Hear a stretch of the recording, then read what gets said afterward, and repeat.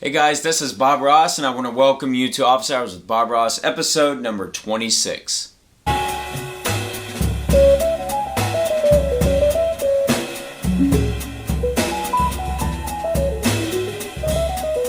In today's episode, what I want to discuss with you is something I've been thinking about lately, which has to do with practice. And I know it's something that all of us, especially in a time like now, we're thinking about things that we can implement into our practice, ways to become better musicians and really grasp some of the things that maybe we haven't got to some things we haven't gotten together yet in our playing.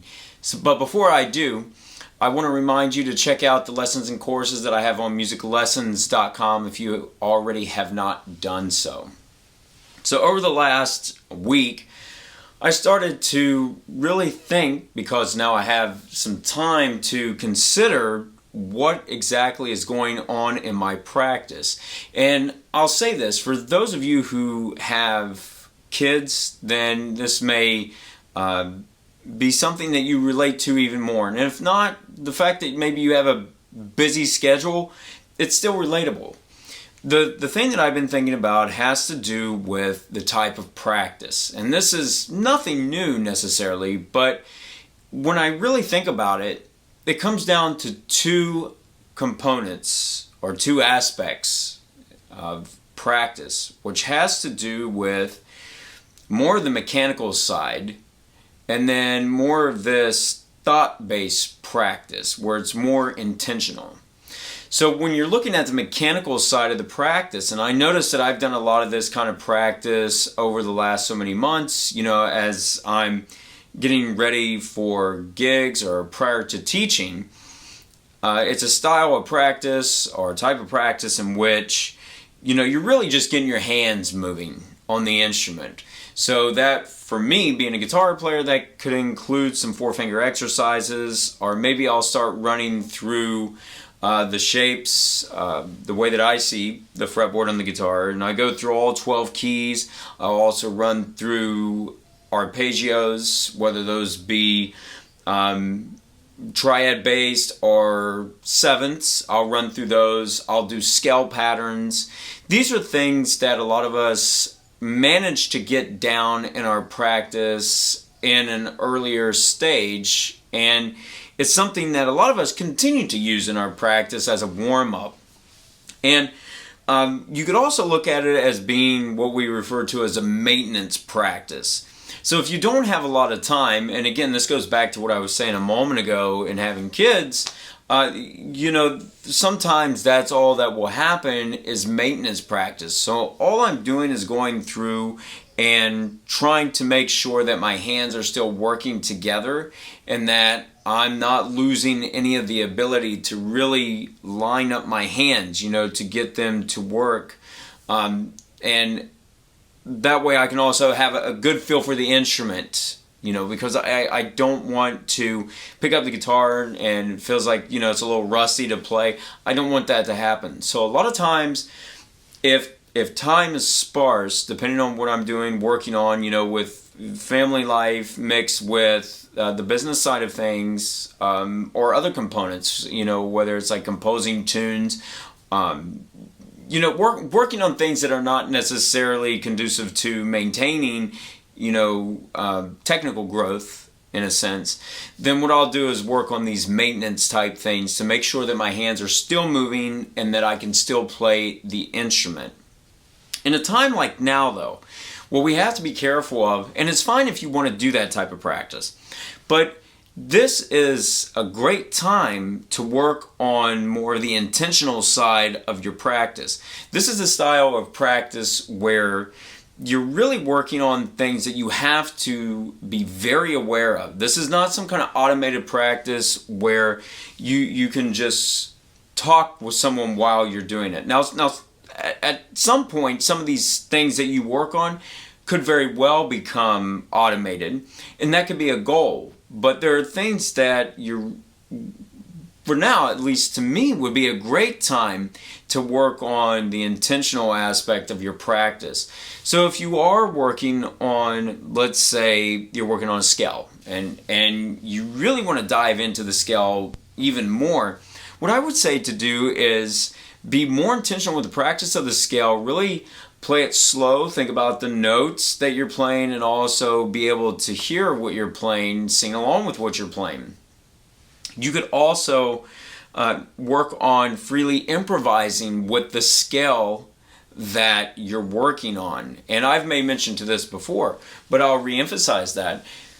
When it's intentional, and I'm not talking about going on autopilot where you put on like a drone note or a backing track and you just are playing to play.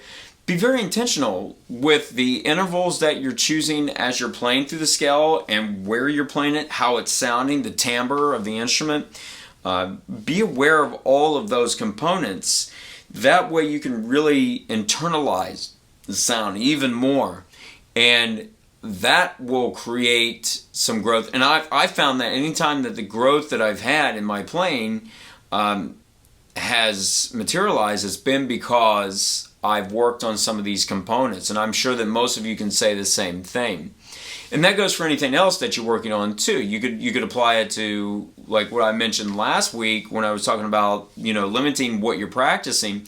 You could limit it down to an arpeggio or a chord, but be very intentional with what you're doing as you are playing those chords or arpeggios or scales. You want to be very intentional, or limit yourself to an interval and work on that. Be very intentional with the practice. That way you can internalize it, and then that way you can make it to something that is automated in your sound and what you do. So this is a perfect time for that. And that also goes when you're working on tunes. If you're working on some song and you really want to internalize it, there's certain exercises that you can apply as you're playing through a tune. And a lot of us, I'm sure, over the years have done this type of practice where you're going through and you're outlining, whether that be the chord tones / arpeggios, or if you're working on scale fragments, whatever it may be. What you want to do is maybe take a step back, really look at a bar of the tune, 2 bars of the tune, combine those two, work on making very fluid motion through the changes, like be able to play through the changes, right? And when you're intentional with your practice, then you're going to find that you get a lot of results, and it may take some time, but you are doing things that will improve your overall ability and your musicianship. And just to emphasize something here, because for me it was probably an ego-based thing early on in my playing, has to do with playing fast. And anytime we try to play something, nobody wants to sound bad on what they're playing in the beginning, right? When you're working on something, you don't want to sound bad. However, you got to take the time to slow things down. Yeah, your ego may be saying you need to be playing this a lot faster and you should already have this down, but you know what? Who cares? It's you focusing on those things that you want to improve. So to do that, you're going to have to eliminate the ego telling you to speed it up, or why don't you have this down yet? That constant inner voice and that dialogue that goes on where it feels like everything needs to be in a rush and in a hurry. We don't want that to be the case in this intentional practice that we're doing. So if you feel like you're playing something and you kind of got it down, like, let me give you an example. You're going through a tune and you're playing only chord tones. That is the only device that you can use through a tune when you're improvising. You, on the inside, your ego may be telling you, I think you got this down already. You played a couple courses of it. You're ready to move on. Are you really ready to move on, though? Record yourself playing it. As you're playing it, be aware of the fact that maybe when you hit this particular part of the tune, you're not so sure. The ego is probably telling you, yeah, you are ready, and it's, don't worry about that little part. You can gloss over that. Don't allow that to happen. Stop it. Stop it from happening. You want to make sure that you spend a lot of time on the one thing to get it to the point of automation later on. in your practice, or to the point where you can make it into part of your voice as you improvise, because improvisation is based on those things that we work on in our intentional practice. And if your practice is always automated and you're working on those basic things that you've been playing for the last 10, 20, 30 years, you know what I mean? You're going to be stuck playing the same thing that you've been playing, right? So this is a great time to work on those things. So I encourage you to do that and to share some of your thoughts on this process, or maybe share some of the things that you work on as well. Make some comments and share with others what you've been working on. Because I think that sometimes we feel a little isolated, especially now. And sharing some of these ideas could be pretty worthwhile. Alright guys, before we go, don't forget to subscribe to the podcast. Leave a comment, a rating on there for me. Also, don't forget I have lessons and courses on musiclessons.com. So please check those out. I hope that we can all get back out there and perform and make some music together again sooner than later. Until then though, see you next time.